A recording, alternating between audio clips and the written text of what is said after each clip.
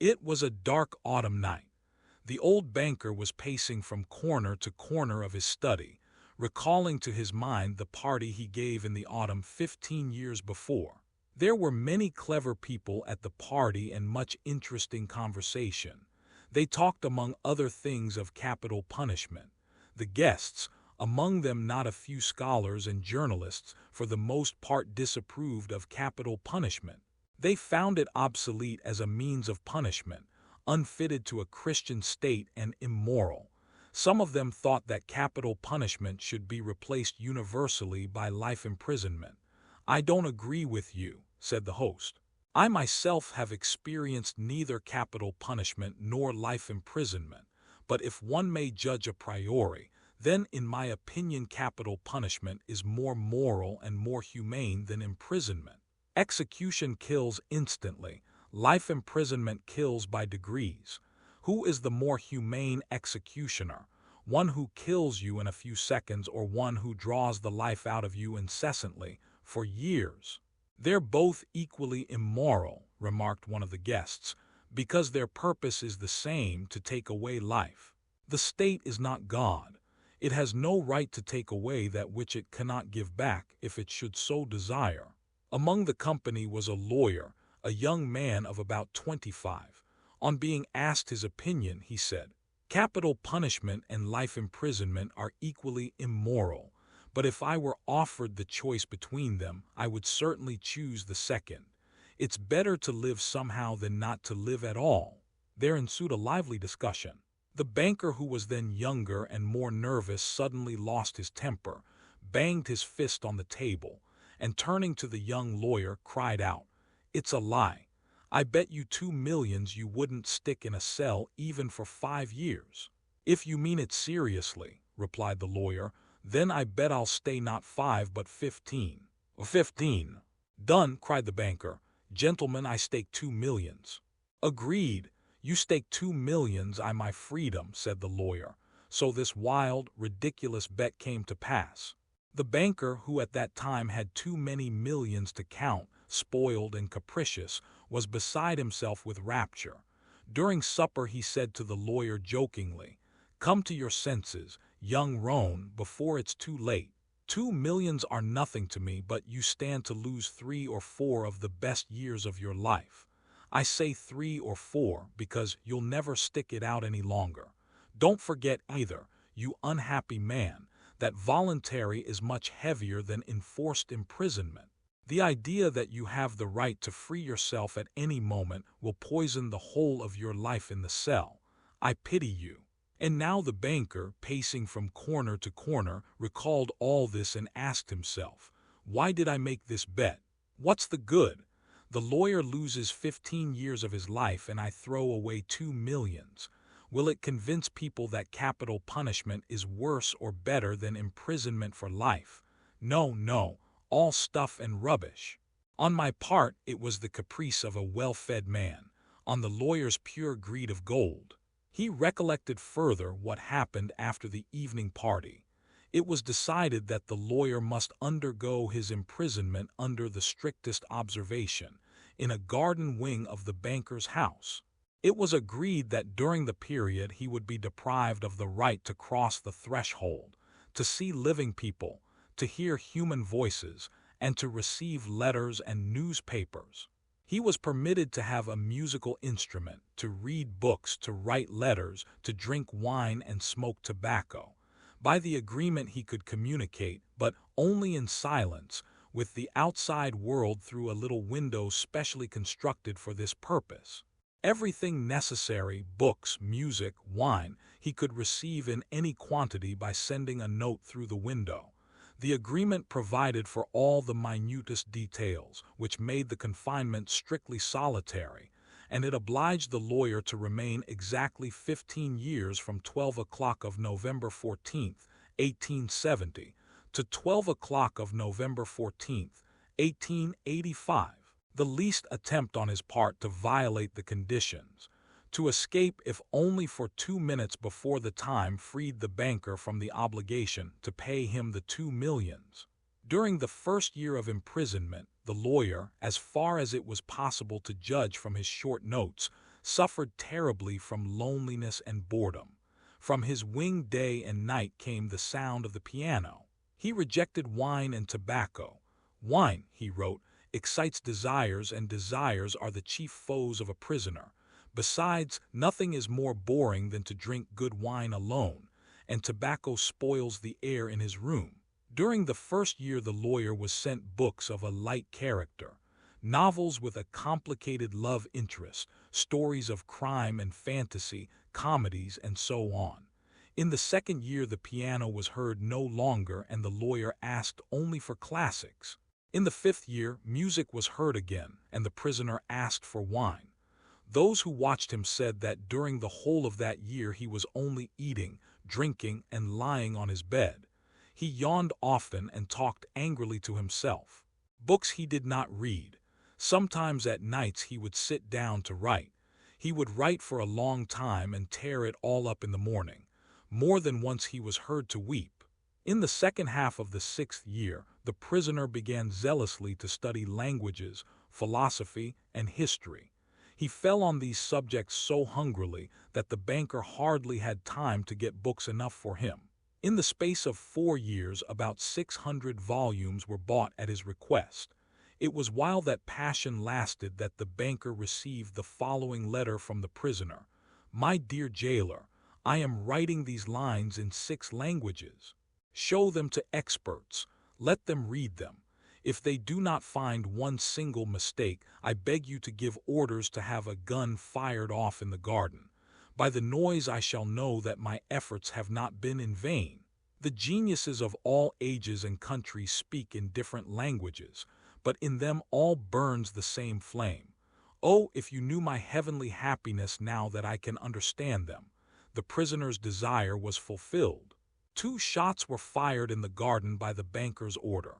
Later on, after the 10th year, the lawyer sat immovable before his table and read only the New Testament. The banker found it strange that a man who in 4 years had mastered 600 erudite volumes should have spent nearly a year in reading one book, easy to understand and by no means thick. The New Testament was then replaced by the history of religions and theology. During the last 2 years of his confinement, the prisoner read an extraordinary amount, quite haphazard. Now he would apply himself to the natural sciences, then he would read Byron or Shakespeare.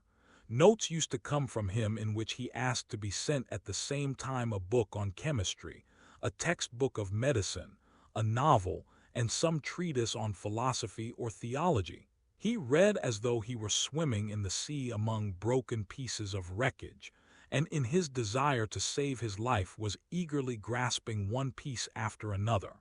The banker recalled all this and thought, "Tomorrow at 12 o'clock he receives his freedom. Under the agreement I shall have to pay him 2 millions. If I pay, it's all over with me. I am ruined forever." 15 years before he had too many millions to count. But now he was afraid to ask himself which he had more of, money or debts. Gambling on the stock exchange, risky speculation, and the recklessness of which he could not rid himself even in old age, had gradually brought his business to decay. And the fearless, self-confident, proud man of business had become an ordinary banker, trembling at every rise and fall in the market. "That cursed bet," murmured the old man, clutching his head in despair.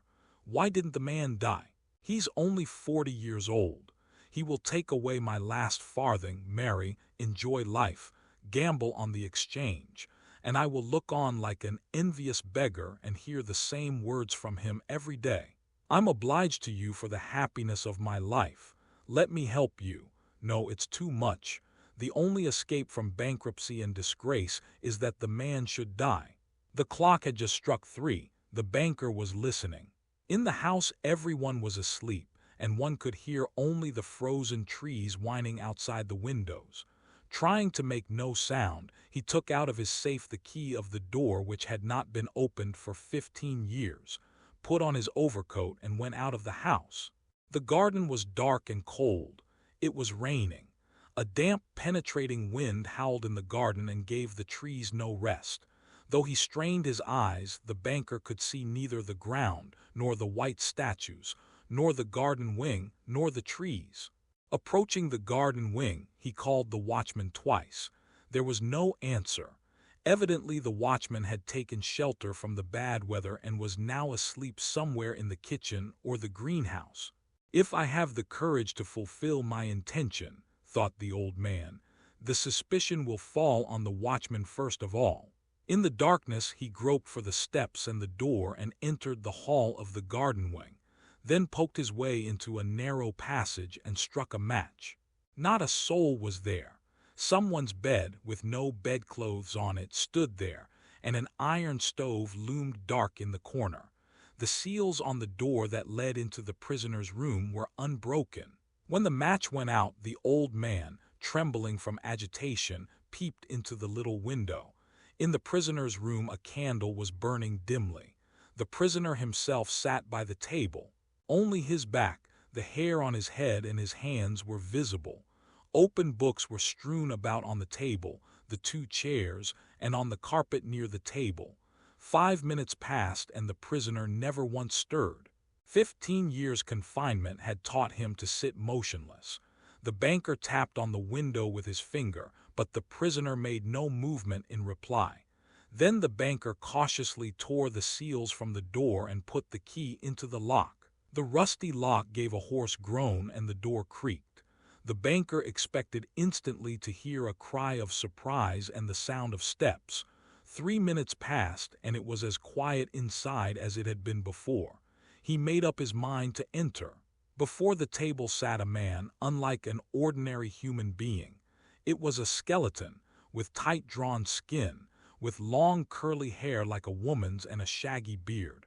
The color of his face was yellow, of an earthy shade. The cheeks were sunken, the back long and narrow, and the hand upon which he leaned his hairy head was so lean and skinny that it was painful to look upon. His hair was already silvering with gray, and no one who glanced at the senile emaciation of the face would have believed that he was only 40 years old. On the table before his bended head lay a sheet of paper on which something was written in a tiny hand. Poor devil, thought the banker. He's asleep and probably seeing millions in his dreams.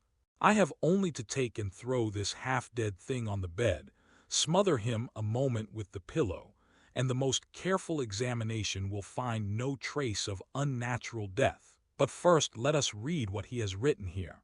The banker took the sheet from the table and read, "Tomorrow at 12 o'clock midnight I shall obtain my freedom and the right to mix with people. But before I leave this room and see the sun I think it necessary to say a few words to you. On my own clear conscience and before God who sees me I declare to you that I despise freedom, life, health, and all that your books call the blessings of the world. For 15 years I have diligently studied earthly life.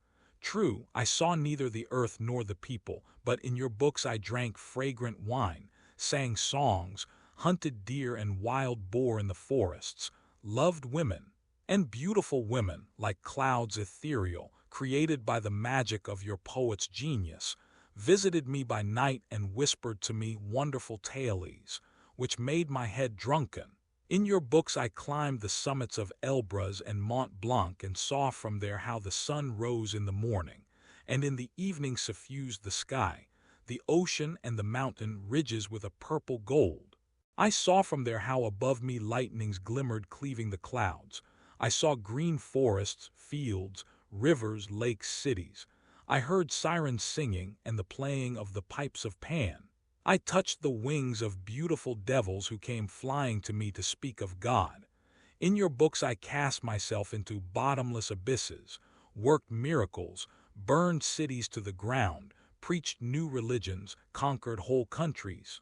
Your books gave me wisdom. All that unwearying human thought created in the centuries is compressed to a little lump in my skull. I know that I am cleverer than you all, and I despise your books, despise all worldly blessings and wisdom. Everything is void, frail, visionary and delusive as a mirage. Though you be proud and wise and beautiful, yet will death wipe you from the face of the earth like the mice underground. And your posterity, your history, and the immortality of your men of genius will be as frozen slag, burnt down together with the terrestrial globe. You are mad and gone the wrong way. You take falsehood for truth and ugliness for beauty. You would marvel if suddenly apple and orange trees should bear frogs and lizards instead of fruit, and if roses should begin to breathe the odor of a sweating horse. So do I marvel at you, who have bartered heaven for earth. I do not want to understand you, that I may show you indeed my contempt for that by which you live. I waive the 2 millions of which I once dreamed as of paradise, and which I now despise. That I may deprive myself of my right to them, I shall come out from here 5 minutes before the stipulated term, and thus shall violate the agreement. When he had read, the banker put the sheet on the table, kissed the head of the strange man, and began to weep. He went out of the wing. Never at any other time, not even after his terrible losses on the exchange, had he felt such contempt for himself as now. Coming home, he lay down on his bed, but agitation and tears kept him a long time from sleeping. The next morning the poor watchman came running to him and told him that they had seen the man who lived in the wing climb through the window into the garden. He had gone to the gate and disappeared. The banker instantly went with his servants to the wing and established the escape of his prisoner. To avoid unnecessary rumors, he took the paper with the renunciation from the table, and on his return locked it in his safe.